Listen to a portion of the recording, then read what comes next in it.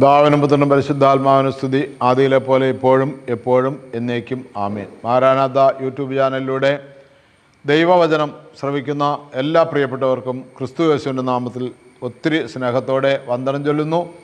ഒരിക്കൽ കൂടെ ഈ കൂട്ടായ്മയിലേക്ക് എല്ലാവരെയും ക്ഷണിക്കുകയും ഏറെ സ്നേഹത്തോടെ പ്രാർത്ഥിക്കുകയും ചെയ്യുന്നു.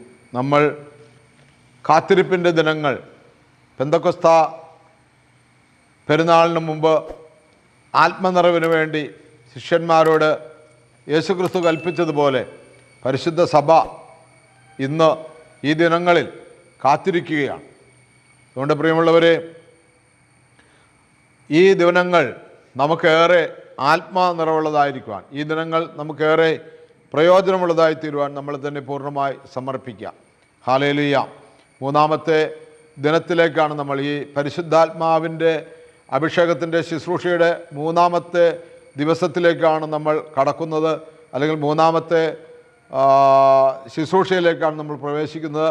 പ്രാർത്ഥനയോടെ നമുക്കായിരിക്കാം. നിത്യനും വാഴ്ത്തപ്പെട്ടവനുമായ ഞങ്ങളുടെ സ്വർഗീയ പിതാവേ, ഈ നല്ല സമയത്തിനായി നന്ദിയോടെ ഞങ്ങൾ സ്തുതിക്കുന്നു, സ്തോത്രം ചെയ്യുന്നു, മഹത്വപ്പെടുത്തുന്നു. തിരുരക്തത്താൽ ഞങ്ങളെ കഴുകണമേ, വിശുദ്ധീകരിക്കണമേ. ഏറെ അനുഗ്രഹപ്രദമായ ഒരു ശുശ്രൂഷയിലായിരിക്കുവാൻ ഞങ്ങളെ സഹായിക്കണമേ.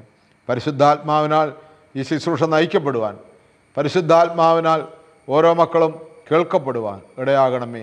നിത്യം പിതാവും പുത്രനും പരിശുദ്ധാത്മാവുമായ സർവേശ്വര എന്നേക്കും ആമേൻ. ഹല്ലേലൂയ. പ്രിയമുള്ളവരെ, നമ്മൾ അപ്പോസ്തല പ്രവർത്തനം 2-ാം അധ്യായത്തിൽ നിന്ന് നമ്മൾ കഴിഞ്ഞ ദിവസം കേട്ടതാണ്. അതിൻ്റെ 2-ാം അധ്യായത്തിൻ്റെ 1-ാമത്തെ വാക്യം, പെന്തക്കോസ്ത ദിനം സമാഗതമായപ്പോൾ അവരെല്ലാവരും ഒരുമിച്ച് കൂടിയിരിക്കുകയായിരുന്നു. കൊടുങ്കാറ്റടിക്കുന്നത് പോലുള്ള ഒരു ശബ്ദം പെട്ടെന്ന് ആകാശത്തു നിന്നുണ്ടായി. അതവർ സമ്മേളിച്ചിരുന്ന വീട് മുഴുവൻ നിറഞ്ഞു. അഗ്നിജ്വാലകൾ പോലുള്ള നാവുകൾ തങ്ങൾ ഓരോരുത്തരുടെയും മേൽ വന്നു നിൽക്കുന്നതായി അവർ കണ്ടു. അവരെല്ലാവരും പരിശുദ്ധാത്മാവിനാൽ നിറഞ്ഞു. ആത്മാവ് കൊടുത്ത ഭാഷണപരമനുസരിച്ച് അവർ വിവിധ ഭാഷകളിൽ സംസാരിക്കാൻ തുടങ്ങി. ഹല്ലേലൂയ. അപ്പോൾ ഇത് കണ്ട ജനങ്ങൾ, ഭക്തരായ യഹൂദർ യെരൂശലേമിലുണ്ടായിരുന്നു. അവരെല്ലാം വിസ്മയഭരിതരായി. ഈ സംസാരിക്കുന്നവരെല്ലാവരും ഗലീലിയരല്ലേ? നാം എല്ലാവരും താന്താങ്ങളുടെ മാതൃഭാഷയിൽ ശ്രവിക്കുന്നത് എങ്ങനെ? പാർത്തിയാക്കാരും മേദിയാക്കാരും എലാമിയാക്കാരും മെസോപ്പൊട്ടേമിയൻ നിവാസികളും യൂദയായാലും കപ്പദോക്യയായാലും പൊന്തോസിലും ഏഷ്യയിലും താമസിക്കുന്നവരും ഫ്രീജിയായാലും പാംഫില്യായാലും ഈജിപ്തിലും കിറേനയുടെ ലിബിയ പ്രദേശങ്ങളിൽ നിവസിക്കുന്നവരും റോമായിൽ നിന്നുള്ള സന്ദർശകരും യഹൂദരും യഹൂദമതം സ്വീകരിച്ചവരും ക്രേത്യരും അറേബ്യരുമായ നാമെല്ലാം ദൈവത്തിൻ്റെ അത്ഭുത പ്രവൃത്തികൾ അവർ വിവരിക്കുന്നത് നമ്മുടെ മാതൃഭാഷകളിൽ കേൾക്കുന്നല്ലോ. ഇതിൻ്റെ എല്ലാം അർത്ഥമെന്ത് എന്ന് പരസ്പരം ചോദിച്ചുകൊണ്ട് എല്ലാവരും വിസ്മയിക്കുകയും പരിഭ്രമിക്കുകയും ചെയ്തു. പ്രിയമുള്ളവരെ, ആത്മനിറവ് നമ്മളിൽ വന്നു കഴിഞ്ഞാൽ, നമ്മളെല്ലാവരും ആത്മാവിൽ ജീവിക്കാൻ തുടങ്ങുമ്പോൾ നമ്മളെ കാണുന്നവർ വിസ്മയിക്കും. എവിടെ നിന്ന് എന്ന് ചോദിക്കും. നമ്മളുടെ ജീവിതത്തിൻ്റെ കഴിഞ്ഞ കാല കാര്യങ്ങളൊക്കെ അവരെടുത്തിട്ട് ചോദിക്കും, ഈ കഴിഞ്ഞ നാളുകളിൽ ഇങ്ങനെയൊക്കെ ജീവിച്ചവരായിരുന്നില്ലേ ഇവർ, ഇപ്പോൾ ഇതെങ്ങനെ സംഭവിക്കുന്നു എന്ന് ചോദിക്കും. ഇന്ന് കരിസ്മാറ്റിക് ധ്യാന കേന്ദ്രങ്ങളിലൊക്കെ ഭാഷാവരങ്ങളിൽ, പ്രവചനവരങ്ങളിലൊക്കെ ശുശ്രൂഷ ചെയ്യുന്നവരോട് അവരുടെ കഴിഞ്ഞകാല ജീവിതങ്ങളെ എടുത്തിട്ട് ആളുകൾ ചോദിക്കുന്നതാണ്, ഇതെങ്ങനെ സംഭവിക്കുന്നു, ഇതെങ്ങനെ സംഭവിക്കുന്നു? നിങ്ങളൊക്കെ ഇന്ന ആളുകളായിരുന്നില്ലേ, ഞങ്ങൾക്കറിയാമല്ലോ. പ്രിയമുള്ളവരെ, ആത്മാവ് വന്നു കഴിയുമ്പോൾ നമ്മളെ മൊത്തമായിട്ട് മാറ്റും. നമ്മളെ മൊത്തമായിട്ട് മാറ്റും. കാരണം എന്താണ്? എസെക്കിയേൽ പ്രവചനം 36-ാം അധ്യായം 26-27 വാക്യങ്ങൾ പറയുന്നു, ഒരു പുതിയ ഹൃദയം ഞാൻ നിങ്ങൾക്ക് നൽകും, ഒരു പുതു ചൈതന്യം ഞാൻ നിങ്ങളിൽ നിക്ഷേപിക്കും, നിങ്ങളുടെ ശരീരത്തിൽ നിന്ന് ശിലാഹൃദയം എടുത്തു മാറ്റി മാംസളഹൃദയം നൽകും, എൻ്റെ ആത്മാവിനെ ഞാൻ നിങ്ങളിൽ നിവേശിപ്പിക്കും, നിങ്ങളെ എൻ്റെ കൽപ്പനകൾ കാക്കുന്നവരും നിയമങ്ങൾ പാലിക്കുന്നതിൽ ശ്രദ്ധയുള്ളവരുമാക്കും. ഹല്ലേലൂയ. ഇത് സംഭവിക്കും പ്രിയമുള്ളവരെ. ഇത് സംഭവിച്ചിട്ടുള്ള അനേക ആയിരങ്ങളാണ് ഇന്ന് യേശുക്രിസ്തുവിനെ ലോകം മുഴുവനും പ്രസംഗിക്കുന്നത്. കുറേ പുസ്തകങ്ങൾ വായിച്ച് പഠിച്ച് അല്ല പ്രസംഗിക്കുന്ന അങ്ങനെയുള്ളവരും ഉണ്ടാകും. പൗലോസ്ലീഹ പറഞ്ഞതുപോലെ എനിക്ക് ബുദ്ധിയിലും പ്രസംഗിക്കാൻ കഴിയും, ആത്മാവിലും പ്രസംഗിക്കാൻ കഴിയും. ബുദ്ധിയിൽ പ്രസംഗിച്ചതുകൊണ്ട് എന്ത് പ്രയോജനം? ബുദ്ധിയിൽ യേശുക്രിസ്തുവിനെ പ്രസംഗിക്കുന്ന പണ്ഡിതന്മാരെ അല്ല ഇവിടെ ഉദ്ദേശിക്കുന്നത്. ആത്മാവിൽ നിറഞ്ഞ യാതൊരു വിദ്യാഭ്യാസമില്ലാത്ത അപ്പോസ്തലന്മാരെ പോലെ, ശിഷ്യന്മാരെ പോലെ മീൻ പിടിച്ച് നടന്നവര്, ലോകത്തിൻ്റെതായിട്ടുള്ള ഒന്നും പറയാനില്ലാത്തവര്. ഇനി അങ്ങനെ എന്തെങ്കിലും പറയാനുണ്ടെങ്കിൽ പൗലോസ്ലീഹ പറഞ്ഞതുപോലെ എല്ലാം ഉണ്ടായിട്ടും ചപ്പും ചവറുമെന്ന് എണ്ണിയവര്, അഭിമാനിക്കാൻ, ലോകത്തിൻ്റെ ജഡപ്രകാരം അഭിമാനിക്കാൻ ഏറെ ഉണ്ടായിട്ടും യേശുക്രിസ്തുവിനെ പ്രതിയുള്ള അവനെ പ്രതിയുള്ള ജ്ഞാനത്താൽ എല്ലാം ഉച്ഛിഷ്ടം പോലെ കരുതി എന്ന് പറയുന്ന പൗലോസിനെ പോലെ ലോകത്തിൻ്റെ ഒരുപാട് കാര്യങ്ങൾ അഭിമാനത്തോടെ പറയാൻ പറ്റുന്നവര് അവരും ആത്മനിറവിൽ ശുശ്രൂഷിക്കുന്നുണ്ട്. ആത്മനിറവിലില്ലാത്ത ശുശ്രൂഷകളൊന്നും വിലയുള്ളതല്ല, അതെല്ലാം കെട്ടുപോകും. പൗലോസ്ലീഹ തിമോഥെയോസിന് എഴുതിയ ലേഖനത്തിൽ പറയുന്നുണ്ട്, എല്ലാവരുടെയും പണി അഗ്നിയിൽ വെളിപ്പെടും. ചിലർ തടി കൊണ്ടും പുല്ലുകൊണ്ടും പണിയുന്നു, ചിലർ സ്വർണം കൊണ്ടും വെള്ളി കൊണ്ടും പണിയുന്നു. കാലത്തിൻ്റെ പൂർണ്ണതയിൽ അഗ്നി തെളിയിക്കും പണി ഏത് നിലനിൽക്കുന്നു എന്നുള്ളത്. പുല്ലുകൊണ്ടും തടി കൊണ്ടൊക്കെ പണിതത് അഗ്നി ദഹിപ്പിച്ചു കളയും പ്രിയമുള്ളവര്. സ്വർണം കൊണ്ടും വെള്ളി കൊണ്ടും പണിയുന്നത് അഗ്നി അതിനെ പിടിക്കുമ്പോൾ, കത്തുമ്പോൾ അത് തെളിഞ്ഞു വരും. ഒരു പുതിയ ഹൃദയം ഞാൻ നിങ്ങൾക്ക് നൽകും, ഒരു പുതു ചൈതന്യം ഞാൻ നിക്ഷേപിക്കും നിങ്ങളിൽ. ഞാനിപ്പോൾ വായിക്കുന്ന വേദപുസ്തകം തൊട്ടുമുമ്പ് വായിച്ചാണ് എസെക്കിയേൽ പ്രവചനം 36-ാം അധ്യായത്തിൻ്റെ 26-27 വാക്യങ്ങൾ. നിങ്ങളുടെ ശരീരത്തിൽ നിന്ന് ശിലാഹൃദയം എടുത്തു മാറ്റി കഠിന ഹൃദയം എടുത്തു മാറ്റി മാംസള ഹൃദയം, നിർമ്മല ഹൃദയം തരും. നിർമ്മല ഹൃദയം. എല്ലാവരും പ്രാർത്ഥിക്കും, നിർമ്മലമായൊരു ഹൃദയം എന്നിൽ നിർമ്മിച്ചരുളുക നാഥ, നേരായൊരു നൽ മാനസവും തീർത്തരുൾകന്നിൽ ദേവാ. എല്ലാവരും പ്രാർത്ഥിക്കും, നിർമ്മലമായ ഹൃദയം തരണമേന്ന്. മോർ അപ്രേമിൻ്റെ പ്രാർത്ഥനയുണ്ട്, നിർമ്മലമായ ഹൃദയം നൽകണമെന്ന്. ഒക്കെ പ്രാർത്ഥിക്കണം നമ്മൾ. നിർമ്മല ഹൃദയം തരും. ചോദിച്ചു വാങ്ങണം, ചോദിച്ചു വാങ്ങണം. അന്വേഷിപ്പിൻ കണ്ടെത്തും, മുട്ടുവിൻ തുറക്കപ്പെടും. എൻ്റെ ആത്മാവിനെ ഞാൻ നിങ്ങളിൽ നിവേശിപ്പിക്കും, നിങ്ങളെ എൻ്റെ കൽപ്പനകൾ കാക്കുന്നവരും. ശ്രദ്ധിച്ചു കൊള്ളണം, നിങ്ങളെ എൻ്റെ കൽപ്പനകൾ കാക്കുന്നവരും നിയമങ്ങൾ പാലിക്കുന്നതിൽ ശ്രദ്ധയുള്ളവരുമാക്കും. വീണ്ടും എസെക്കിയേൽ പ്രവചനത്തിൽ നമ്മൾ വായിക്കുന്നു 29-ാമത്തെ വാക്യം, എല്ലാ അശുദ്ധിയിൽ നിന്നും നിങ്ങളെ ഞാൻ മോചിപ്പിക്കും. എല്ലാ അശുദ്ധിയിൽ നിന്നും നിങ്ങളെ ഞാൻ മോചിപ്പിക്കും. ധാന്യങ്ങൾ സമൃദ്ധമായി ഉണ്ടാക്കാൻ ഞാൻ കൽപ്പിക്കും. നിങ്ങളുടെ ഇടയിൽ ഇനിമേൽ ഞാൻ പട്ടിണി വരുത്തുകയില്ല. ഈ ഭൂമിയിൽ നന്മകൾ ആസ്വദിക്കും. ഈ ഭൂമിയിൽ നന്മകൾ നമുക്ക് ലഭിക്കും. എല്ലാ അശുദ്ധിയിൽ നിന്നും നിങ്ങളെ ഞാൻ മോചിപ്പിക്കും. ആത്മാവിൽ ജീവിക്കുന്നവൻ മദ്യപിക്കില്ല, പുകവലിക്കില്ല, ചീട്ടുകളിക്കില്ല, വ്യഭിചരിക്കില്ല, യാതൊരു തിന്മകളിലേക്കും അവൻ പോകുന്നില്ല.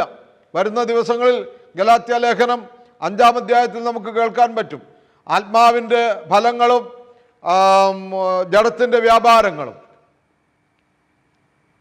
പ്രിയമുള്ളവരെ, എല്ലാ അശുദ്ധിയിൽ നിന്ന് നിങ്ങളെ ഞാൻ മോചിപ്പിക്കും. ധാന്യങ്ങൾ സമൃദ്ധമായി ഉണ്ടാകാൻ ഞാൻ കൽപ്പിക്കും. പിന്നെ ഒരു ക്ഷീണമട ഉണ്ടാകുകയില്ല. എല്ലാം 100 മേനി, ഒന്നിനൊരു കുറവില്ല. എല്ലാം 100 മേനിയായിരിക്കും. നിങ്ങളുടെ ഇടയിൽ ഞാൻ ഇനിമേൽ പട്ടിണി വരുത്തുകയില്ല, ദാരിദ്ര്യം അനുഭവിക്കില്ല. മാത്രമല്ല, റോമാലേഖനം 5:5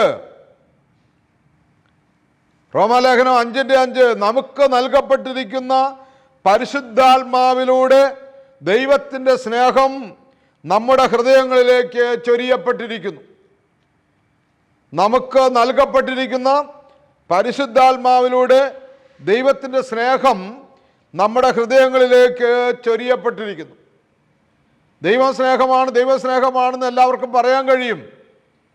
അത് അനുഭവിക്കണമെങ്കിൽ പരിശുദ്ധാത്മാവിലൂടെ ചൊരിയണം. അപ്പോൾ എത്ര വലിയൊരു നന്മയാണ്, എത്ര വലിയൊരു അനുഗ്രഹമാണ് നമ്മുടെ കർത്താവിൻ രക്ഷകനുമായ യേശു ക്രിസ്തു നമുക്ക് വാഗ്ദാനം ചെയ്തത്.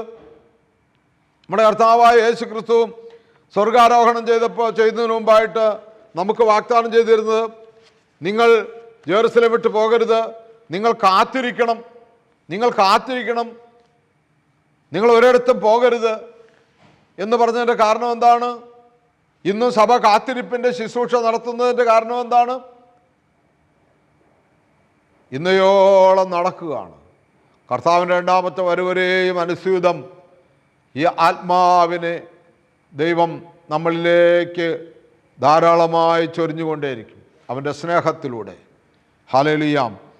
പക്ഷേ പ്രിയമുള്ളവരെ, വിശുദ്ധ യോഹന്നാൻ്റെ സുവിശേഷം 7-ാം അധ്യായം 37-38 വാക്യങ്ങൾ നമ്മൾ വായിക്കുമ്പോൾ കർത്താവ് ഒരു ഡിമാൻഡ് പറയുകയാണ്. ആർക്കെങ്കിലും ദാഹിക്കുന്നെങ്കിൽ അവൻ എൻ്റെ അടുക്കൽ വന്ന് കുടിക്കട്ടെ.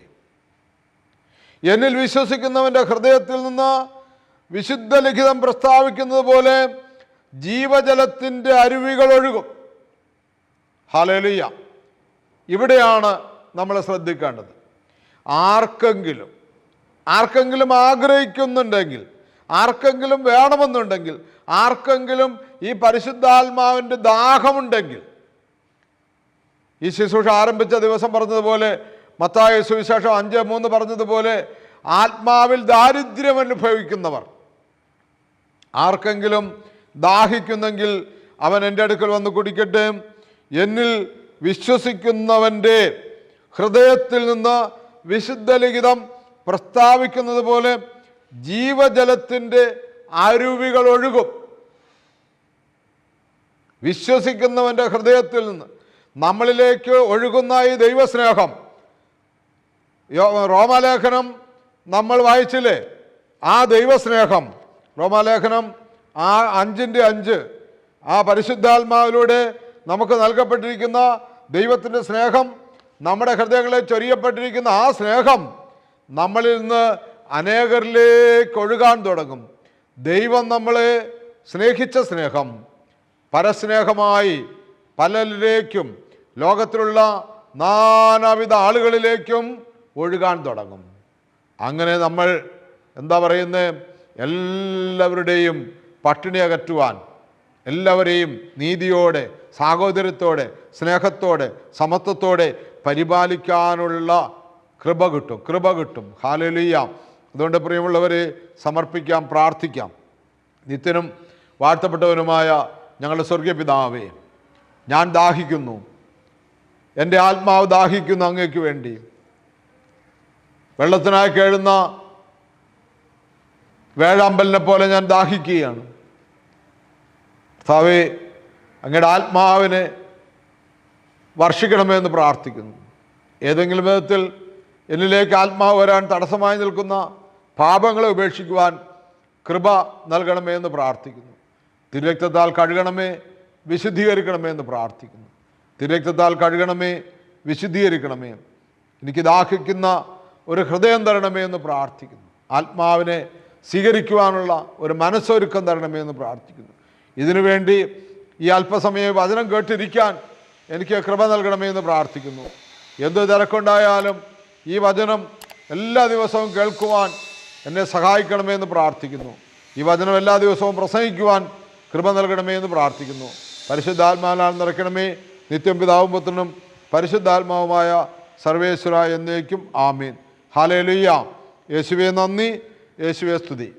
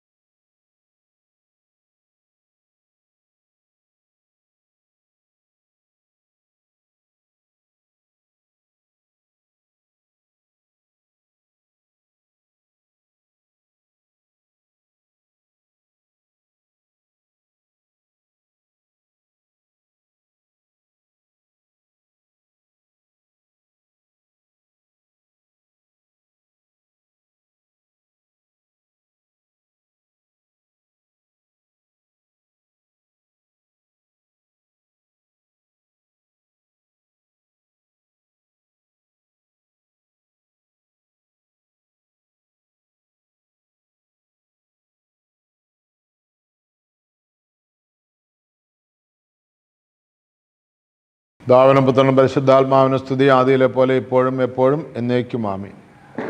മാരാനാഥ യൂട്യൂബ് ചാനലിലൂടെ ദൈവവചനം ശ്രവിക്കുന്ന എല്ലാ പ്രിയപ്പെട്ടവർക്കും ക്രിസ്തു യേശുവിൻ്റെ നാമത്തിൽ സ്നേഹവന്ദനം മുന്നമേ അറിയിക്കട്ടെ. ഒരിക്കൽ കൂടെ ഈ ശുശ്രൂഷയിലേക്ക് നിങ്ങളെ ഏറെ സ്നേഹത്തോടെ സ്വാഗതം ചെയ്യുന്നു. നമുക്കൊരു വാക്ക് പ്രാർത്ഥിച്ച് ആരംഭിക്കാം. നമ്മൾ പരിശുദ്ധാത്മാവിൻ്റെ അഭിഷേകത്തിലൂടെ കാത്തിരിപ്പിൻ്റെ ദിനങ്ങളിലൂടെ കടന്നു പോകണമെന്നുള്ള ദൈവഹിതമനുസരിച്ച് നമ്മൾ ഈ ശുശ്രൂഷ ആരംഭിച്ചിട്ട് ഇത് 4-ാമത്തെ ദിനത്തിലേക്ക് നമ്മൾ പ്രവേശിക്കുകയാണ്. തിരുരക്തത്താൽ നമ്മളെ കഴുകണമേ എന്ന് നമുക്ക് പ്രാർത്ഥിക്കാം.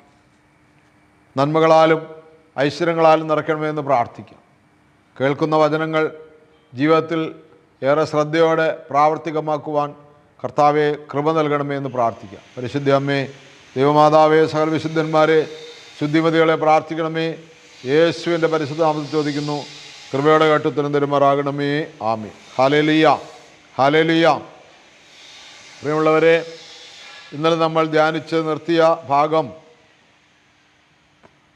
യോഹന്നാൻ്റെ സുവിശേഷം 7-ാം അധ്യായത്തിൻ്റെ 37-38 വാക്യങ്ങളായിരുന്നു.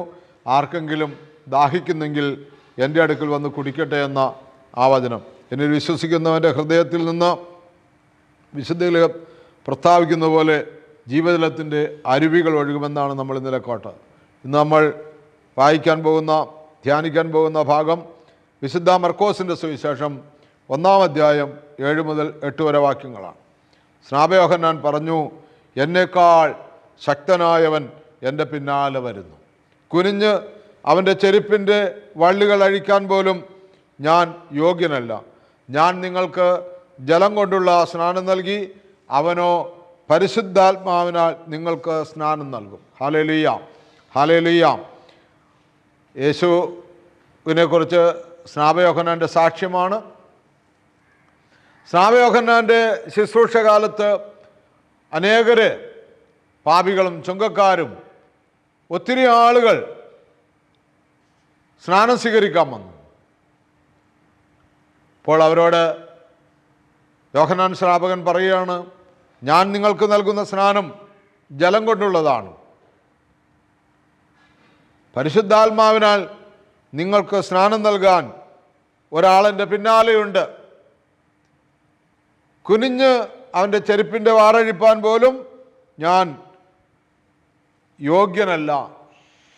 അതുകൊണ്ട് പരിശുദ്ധാത്മാവിനെ യേശുക്രിസ്തുവിലൂടെയാണ് നമുക്ക് ചൊരിയപ്പെടുന്നത്, നൽകപ്പെടുന്നതെന്ന് വീണ്ടും വീണ്ടും ഉറപ്പിക്കുകയാണ്, ഓർക്കുകയാണ്. അതുകൊണ്ട് യേശുക്രിസ്തുവിനെ രക്ഷകനും നാഥനുമായി സ്വീകരിക്കണമെന്ന് ഒരിക്കൽ കൂടെ ഓർപ്പിക്കുകയാണ്. ഒരിക്കൽ കൂടെ മാമോദിസായിലൂടെ നമ്മൾ ഏറ്റുപറഞ്ഞ ആ യേശു നൽകുന്ന സൗജന്യ രക്ഷ. സാത്താനെ ഞാൻ ഉപേക്ഷിക്കുന്നു, യേശുവെ നിന്നെ ഞാൻ സ്വീകരിക്കുന്നു എന്ന് പറഞ്ഞ ആ ഒരു ഏറ്റുപറച്ചിൽ, അത് വീണ്ടും വീണ്ടും നമ്മൾ ഉറപ്പിക്കണമെന്ന് പറയുകയാണ്. തീത്തോസിൻ്റെ ലേഖനം 3-ാം അധ്യായത്തിൻ്റെ 6-ാമത്തെ വാക്യം, ദൈവം നമ്മുടെ രക്ഷകനായ യേശുക്രിസ്തുവിലൂടെയാണ് പരിശുദ്ധാത്മാവിനെ നമ്മുടെ മേൽ സമൃദ്ധിയായി വർഷിച്ചത്. പരിശുദ്ധാത്മാവിനെ സ്വീകരിച്ച ദൈവമക്കളോട് ശിഷ്യന്മാർ പോയി സുവിശേഷം പ്രസംഗിച്ച് പരിശുദ്ധാത്മാവിനെ സ്വീകരിച്ച അവർ വീണ്ടും ക്രിസ്തുവിൽ നിന്ന് അകന്നു പോകാൻ ശ്രമിക്കുന്നത് കാണുമ്പോൾ, അവർ തെറ്റിപ്പോകാൻ ശ്രമിക്കുന്നത് കാണുമ്പോൾ, അവരെ ശക്തിപ്പെടുത്താൻ വേണ്ടി, അവരെ ബലപ്പെടുത്താൻ വേണ്ടി വീണ്ടും വീണ്ടും ശിഷ്യന്മാർ അവർക്ക് എഴുത്തുകൾ, ലേഖനങ്ങൾ എഴുതുകയാണ്. അതിലാണ് പറയുന്നത്, തീത്തോസിന് എഴുതിയ ലേഖനം 3:6, ദൈവം നമ്മുടെ രക്ഷകനായ യേശുക്രിസ്തുവിലൂടെയാണ് പരിശുദ്ധാത്മാവിനെ നമ്മുടെ മേൽ സമൃദ്ധമായി വർഷിച്ചത്, മറ്റാരിലൂടെയല്ല. അങ്ങനെ വിചാരിക്കുകയും ചെയ്യരുത്. യേശുക്രിസ്തുവിലൂടെയാണ് പരിശുദ്ധാത്മാവിനെ നമ്മുടെ ഹൃദയത്തിൽ വർഷിച്ചത്. വിശുദ്ധ മത്തായിയുടെ സുവിശേഷം 3-ാം അധ്യായത്തിൻ്റെ 11-ാമത്തെ വാക്യം, മാനസാന്തരത്തിനായി ഞാൻ ജലം കൊണ്ട് സ്നാനം നൽകി, എൻ്റെ പിന്നാലെ വരുന്നവൻ എന്നേക്കാൾ ശക്തൻ, അവൻ്റെ ചെരുപ്പ് വഹിപ്പാൻ പോലും ഞാൻ യോഗ്യനല്ല, അവൻ പരിശുദ്ധാത്മാവിനാലും അഗ്നിയാലും നിങ്ങളെ സ്നാനപ്പെടുത്തും. പരിശുദ്ധാത്മാവിനാലും അഗ്നിയാലും നിങ്ങളെ സ്നാനപ്പെടുത്തും. വീണ്ടും മത്തായിയുടെ സുവിശേഷത്തിൽ പറയുകയാണ്, നമ്മൾ മർക്കോസിൻ്റെ സുവിശേഷത്തിൽ വായിച്ചതുപോലെ സ്നാപയോഹന്നാൻ്റെ സാക്ഷ്യം മത്തായി ശ്ലീഹായും ഏറ്റുപറയുകയാണ്, പരിശുദ്ധാത്മാവിനാലും അഗ്നിയാലും നിങ്ങളെ സ്നാനപ്പെടുത്തും. അതുകൊണ്ട് പ്രിയമുള്ളവരെ, പരിശുദ്ധാത്മാവിൻ്റെ നിറവിനായി നമ്മൾ ഓരോ ദിവസവും പ്രാർത്ഥിച്ച് കാത്തിരിക്കണം. പ്രാർത്ഥിച്ച് ആത്മാവെ എന്നിൽ നിറയണമേ, ആത്മാവെ എന്നിൽ നിറയണമേ, എന്നിൽ കത്തിപ്പടരണമേ, എന്നിൽ ജ്വലിക്കണമേ എന്ന് പ്രാർത്ഥിച്ചുകൊണ്ടിരിക്കണം. മാമോദീസായിലൂടെ എന്നിൽ ലഭിച്ച പരിശുദ്ധാത്മാവേ എന്നിൽ കത്തിപ്പടരണമേ എന്ന് പ്രാർത്ഥിക്കണം. കത്തിപ്പടരണം, ആള് കത്തണം. തീ കത്തിക്കുക, എന്നെ തീ കത്തിക്കുക എന്നിങ്ങനെ പറഞ്ഞുകൊണ്ടിരിക്കുക. അതിലുള്ള ജഡിക പാപങ്ങളെല്ലാം കത്തിപ്പോയിട്ട് ആത്മാവിൽ ഞാൻ ജ്വലിച്ച് തീഷ്ണതയുള്ളവനായി നിൽക്കണം. ഹല്ലേലൂയ. അതുകൊണ്ട് പ്രിയമുള്ളവരെ, പരിശുദ്ധാത്മാവിനായി ഓരോ ദിവസവും നമ്മൾ കാത്തിരിക്കണം. വിശുദ്ധ ലൂക്കോസിൻ്റെ സുവിശേഷം 24-ാം അധ്യായം 49-ാമത്തെ വാക്യം നമ്മൾ എങ്ങനെയാണ് വായിക്കുന്നത്? ഇതാ എൻ്റെ പിതാവിൻ്റെ വാഗ്ദാനം നിങ്ങളുടെ മേൽ ഞാൻ അയക്കുന്നു. ഇതാ എൻ്റെ പിതാവിൻ്റെ വാഗ്ദാനം നിങ്ങളുടെ മേൽ ഞാൻ അയക്കുന്നു. ഉന്നതത്തിൽ നിന്ന് ശക്തി ധരിക്കുന്നതുവരെ നഗരത്തിൽ തന്നെ വസിക്കുവിൻ എന്ന് പറഞ്ഞാൽ ജെറുസലേം വിട്ടു പോകരുത്, അവിടെ തന്നെ വസിക്കുവിൻ. എന്നെ കേൾക്കുന്ന ദൈവമക്കളെ, ഈ ദിവസങ്ങളിൽ ഒരു പ്രത്യേക സമയം നമ്മൾ കരുതണം. ഈ വചനം കേട്ട് ഒരു 5 മിനിറ്റെങ്കിലും കേട്ടതിന് ശേഷം നമുക്ക് കർത്താവിൻ്റെ ആത്മാവിനെ പകരണമേ എന്ന് പ്രാർത്ഥിക്കാൻ കഴിയണം. പ്രാർത്ഥിച്ച് കാത്തിരിക്കണം. എന്താ പറയുന്നത്? ഇതാ എൻ്റെ പിതാവിൻ്റെ വാഗ്ദാനം നിങ്ങളുടെ മേൽ അയക്കുന്നു. ഉന്നതത്തിൽ നിന്ന് ശക്തി ധരിക്കുന്നവരെ നഗരത്തിൽ തന്നെ വസിക്കുവിൻ, ജെറുസലേമിൽ തന്നെ വസിക്കുവിൻ. വീണ്ടും യോഹന്നാന്റെ സുവിശേഷം 20-ാം അധ്യായത്തിൻ്റെ 21-ാമത്തെ വാക്യം, നിങ്ങൾക്ക് സമാധാനം. പിതാവ് എന്നെ അയച്ചതുപോലെ ഞാനും നിങ്ങളെ അയക്കുന്നു. നിങ്ങൾ പരിശുദ്ധാത്മാവിനെ സ്വീകരിപ്പിൻ. ഹല്ലേലൂയ. യോഹന്നാന്റെ സുവിശേഷം 20-ാമത്തെ അധ്യായം 21-ാമത്തെ വാക്യം, നിങ്ങൾക്ക് സമാധാനം. പിതാവ് എന്നെ അയച്ചതുപോലെ ഞാനും നിങ്ങളെ അയക്കുന്നു. നിങ്ങൾ പരിശുദ്ധാത്മാവിനെ സ്വീകരിക്കുവിൻ. ദാവീദിനെ പോലെ പ്രാർത്ഥിക്കാൻ കഴിയണം. ദാവീദ് എന്താണ് പ്രാർത്ഥിച്ചത്? കർത്താവേ, ഞാൻ പാപം ചെയ്തു, നിന്നോട് തന്നെ ഞാൻ പാപം ചെയ്തു.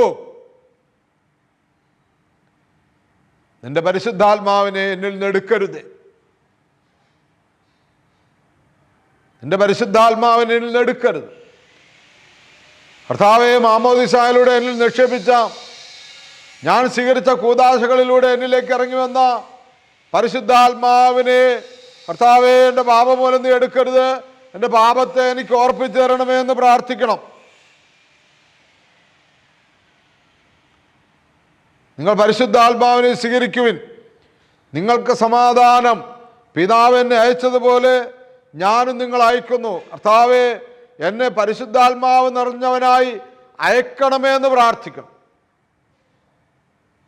കർത്താവിൻ്റെ നന്മകളെ പ്രഘോഷിക്കുവാൻ, കർത്താവ് ചെയ്ത ഉപകാരങ്ങളൊക്കെ ഓർത്ത് ജനത്തോട് സംസാരിക്കാൻ, ആത്മനിറവിലായിരിക്കുവാൻ എന്നെ സഹായിക്കണമേ എന്ന് പ്രാർത്ഥിക്കണം. പരിശുദ്ധാത്മാവിനെ സ്വീകരിക്കുവിൻ.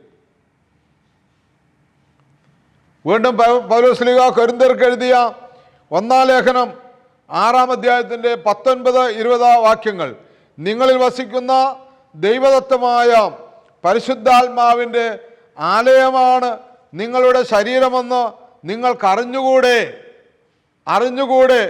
അറിയണം പ്രിയമുള്ളവരെ. നിങ്ങളിൽ വസിക്കുന്ന ദൈവദത്തമായ പരിശുദ്ധാത്മാവിൻ്റെ ആലയമാണ് നിങ്ങളുടെ ശരീരമെന്ന് നിങ്ങൾക്കറിഞ്ഞുകൂടെ?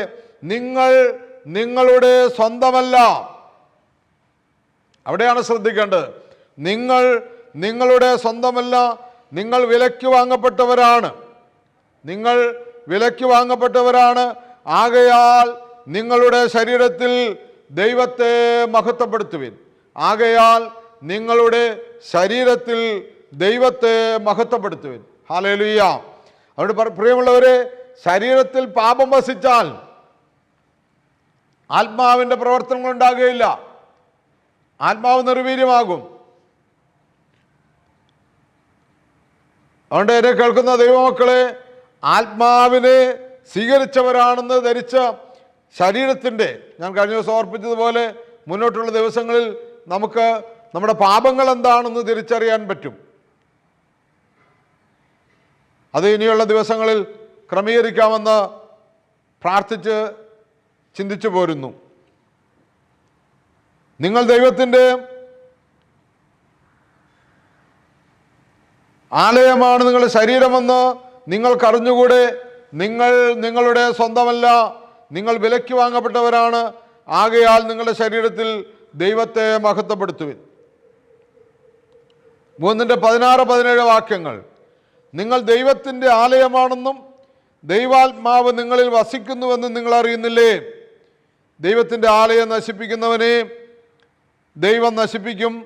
എന്തെന്നാൽ ദൈവത്തിൻ്റെ ആലയം പരിശുദ്ധമാണ്, ആ ആലയം നിങ്ങൾ തന്നെ. ദൈവമന്ദിരമാണ് നമ്മൾ, ദൈവാലയമാണ് നമ്മൾ.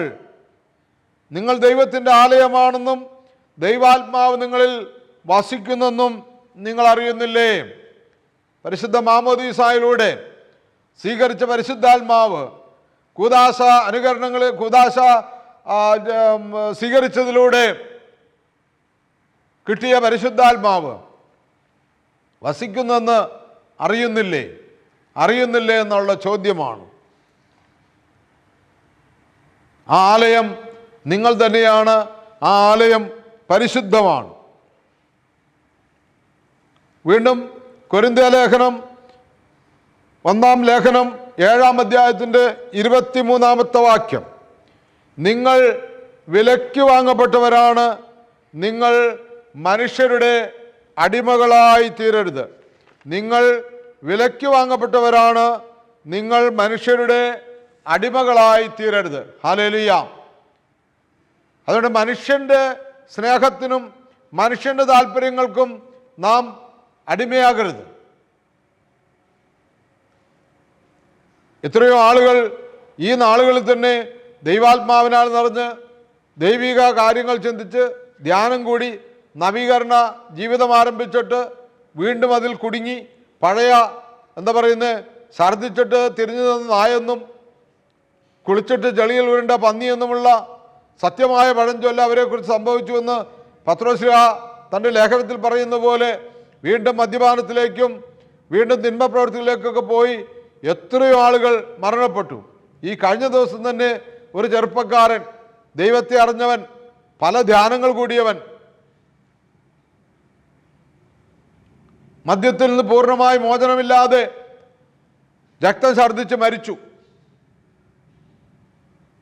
ദൈവത്തിൻ്റെ ആലയം നശിപ്പിക്കുന്നവനെ ദൈവം നശിപ്പിക്കും. ആ ആലയം നിങ്ങളാണ്. നിങ്ങൾ വിലയ്ക്ക് വാങ്ങപ്പെട്ടവരാണ്. എന്താണ് വില? യേശുക്രിസ്തുവിൻ്റെ രക്തത്താലാണ് വിലയ്ക്ക് വാങ്ങപ്പെട്ടിരിക്കുന്നത്. അത്രമാത്രം ദൈവം നമ്മെ സ്നേഹിച്ചു.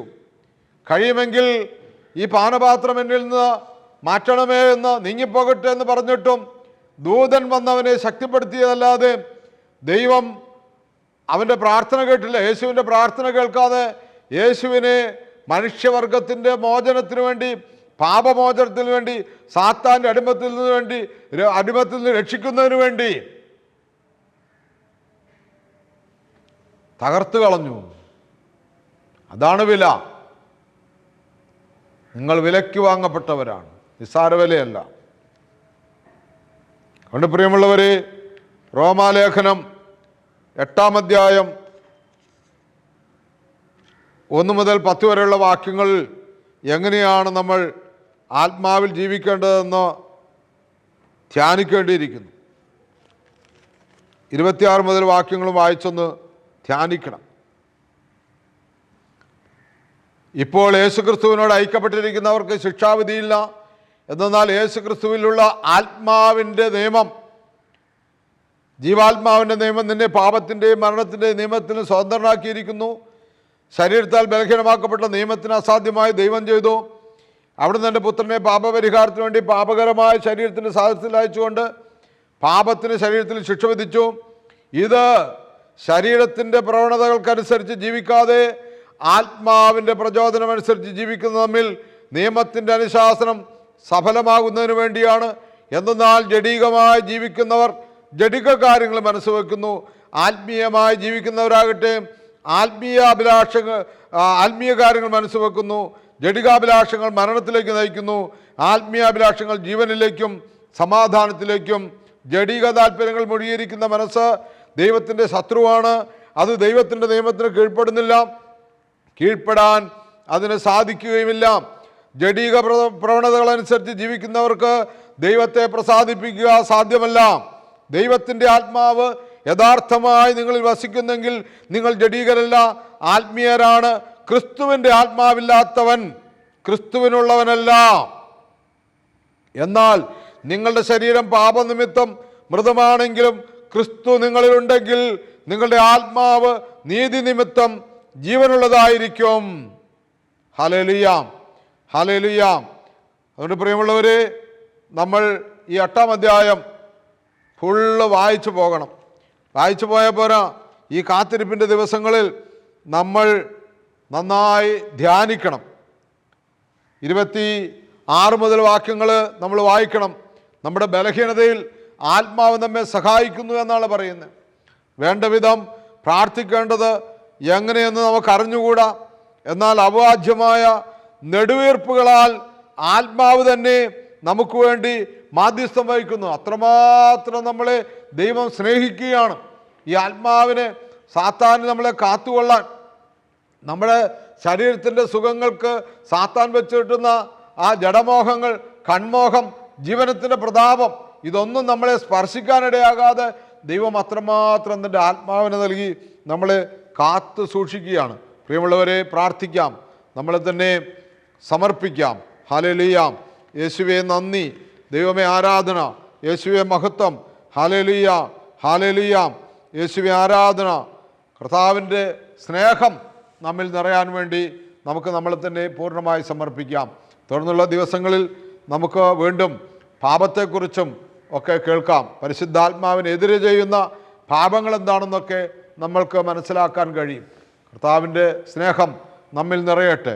റോമാലേഖനം 8-ാം അധ്യായം നിങ്ങൾ ധ്യാനിക്കണം, വായിക്കണം. പരിശുദ്ധാത്മാവ് നമ്മളെ പൂർണ്ണമായും നയിക്കും. നമുക്ക് ആവശ്യമായ അറിവുകളും ജ്ഞാനവും അവിടുന്ന് പകർന്നു തരും. നമുക്കൊരു വാക്ക് പ്രാർത്ഥിക്കാം. നിത്യനും വാഴ്ത്തപ്പെട്ടവനുമായ ഞങ്ങളുടെ സ്വർഗപിതാവേ, നല്ല സമയത്തിനായി നന്ദിയോടെ സ്തുതിക്കുന്നു, സ്തോത്രം ചെയ്യുന്നു, മഹത്വപ്പെടുത്തുന്നു. തിരുരക്തത്താൽ ഞങ്ങളെ കഴുകണമേ, വിശുദ്ധീകരിക്കണമേ. പരിശുദ്ധാത്മാവിനാൽ ഞങ്ങളെ നിറയ്ക്കണമേ. എല്ലാ നന്മകളാലും എല്ലാ ഐശ്വര്യങ്ങളാലും അനുഗ്രഹങ്ങളാലും ഞങ്ങൾ നിറയ്ക്കണമേ. ഈ കാത്തിരിപ്പിൻ്റെ ദിനങ്ങൾ ഞങ്ങൾക്ക് അനുഗ്രഹപ്രദമായി തീരണമേ എന്ന് പ്രാർത്ഥിക്കുന്നു. യേശുവിൻ്റെ പരിശുദ്ധ നാമത്തിൽ ചോദിക്കുന്നു. കൃപയോടെ കേട്ട് ഉത്തരം തരുമാറാകണമേ. ആമീൻ. പ്രിയപ്പെട്ടവരെ, അനേകർക്ക് ഈ അറിവ് ലഭിക്കാൻ തക്കവണ്ണം നിങ്ങൾ ഈ ശുശ്രൂഷ മറ്റുള്ളവർക്കും ഷെയർ ചെയ്യണമേ എന്ന് ഓർപ്പിച്ചുകൊണ്ട് നിർത്തുന്നു. ഈ ഒരിക്കൽ കൂടെ ഞാൻ നിങ്ങളെ ദൈവകരങ്ങളിൽ സമർപ്പിക്കുകയാണ്. പരിശുദ്ധാത്മാവിനാൽ നമ്മളെല്ലാവരും നിറയുന്നതിന് വേണ്ടി പ്രാർത്ഥിക്കാം. ബലഹീനനായ എനിക്ക് വേണ്ടിയും നിങ്ങൾ പ്രാർത്ഥിക്കണമെന്ന് ഓർപ്പിക്കുന്നു. ദൈവത്തിൻ്റെ അതിപരിശുദ്ധ നാമം മാത്രം മഹത്വപ്പെടുമാറാകട്ടെ.